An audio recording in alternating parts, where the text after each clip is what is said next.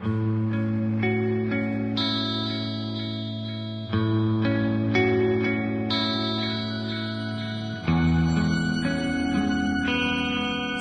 & Schuster Audio presents The First Bad Man, a novel by Miranda July.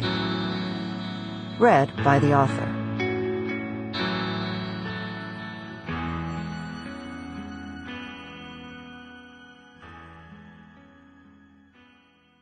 Chapter 1. I drove to the doctor's office as if I was starring in a movie Philip was watching. Windows down, hair blowing, just one hand on the wheel. When I stopped at red lights, I kept my eyes mysteriously forward.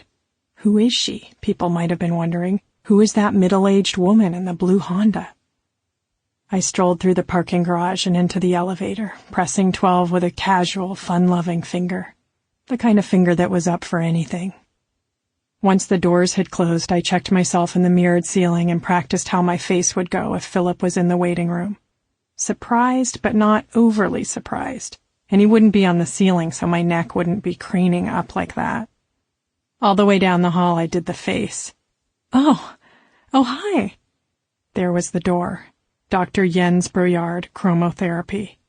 I swung it open. No Philip. It took a moment to recover.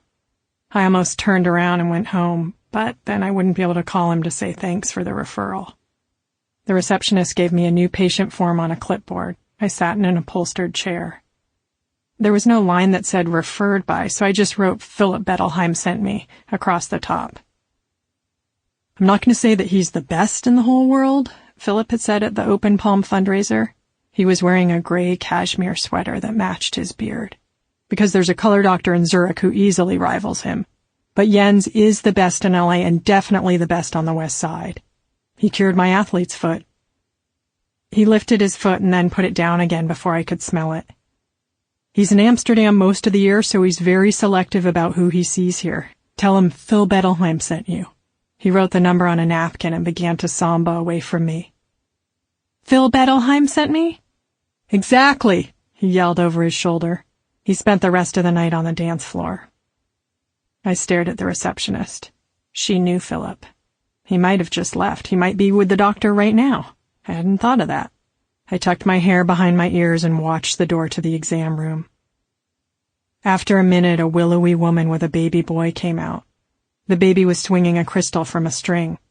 I checked to see if he and I had a special connection that was greater than his bond with his mother. We didn't. Sample complete. Ready to continue?